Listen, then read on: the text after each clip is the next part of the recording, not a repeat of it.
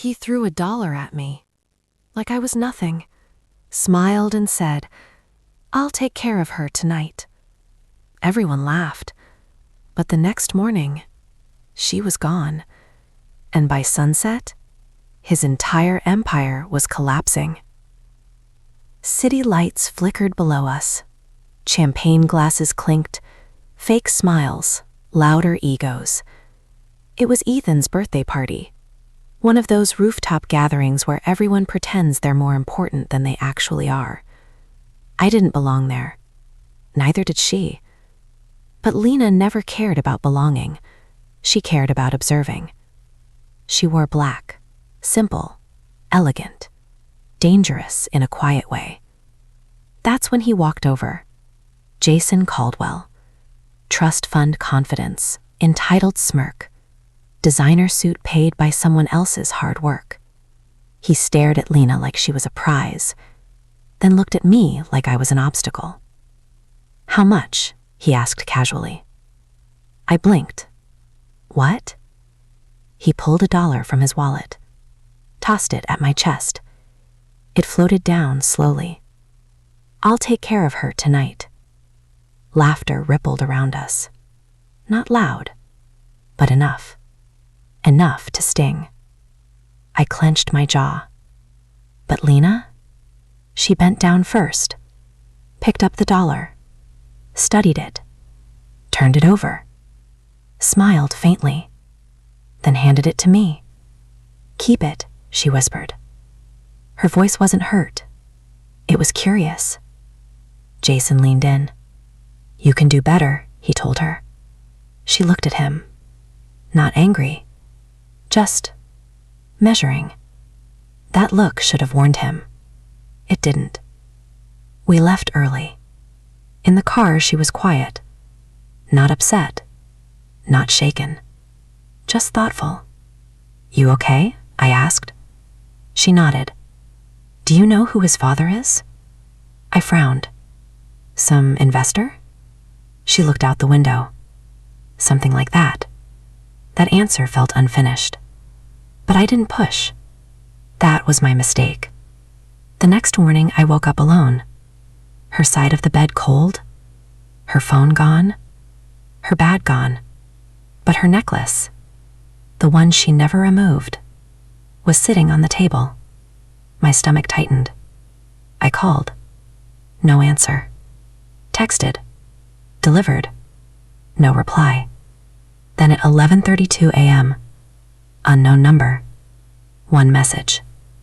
"Tell him thank you for the invitation." Attached was a video. Jason's penthouse. He wasn't smiling. He was sweating. Lena sat calmly across from him, the $1 bill placed neatly on the table between them. Jason paced. "You recorded that?" he demanded. Lena leaned back. "You recorded it," she corrected. He froze. Her voice was calm, professional, unrecognizable from last night. "Every word you bragged about on that rooftop," she said.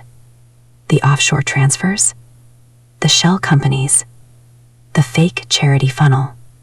Jason's face went pale. "You don't know what you're talking about." She turned the laptop toward him. Folders. Transactions. Millions. All routed through Caldwell Holdings. That was his father's company. And then she said it. "You shouldn't confess financial crimes while drunk." He looked at the $1 bill.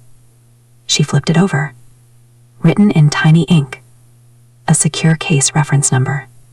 "You see, I've been investigating your father's firm for 6 months." My heart pounded reading the message. She had never told me. Never even hinted. She wasn't just smart. She was undercover. Jason stammered. "You set me up." She smiled softly. "No." Pause. "You underestimated me." By afternoon, financial regulators received anonymous files. By evening, Jason's father's company's stock dropped 18%. By midnight, news outlets were reporting Caldwell Holdings under federal investigation. Jason tried calling her 47 times. Blocked. Tried calling me. Ignored. Another message arrived. He thought I was for sale. Another video clip. Jason whispering desperately, "You don't understand. This will ruin us." Lena's calm reply, "You ruined yourself." She picked up the dollar, folded it slowly. "Thank you for the evidence." Video ended.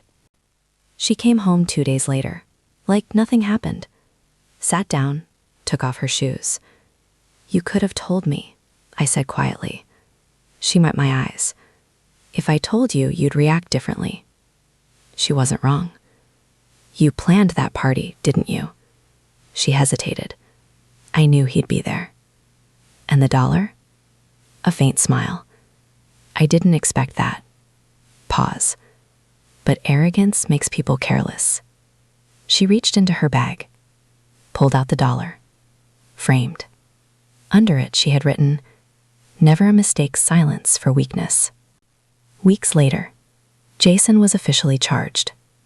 But here's what nobody knew. Jason wasn't the main target. His father was. And the father? He resigned before formal arrest. Millions frozen. Reputation destroyed. And Lena? Promoted. Transferred to a higher federal division.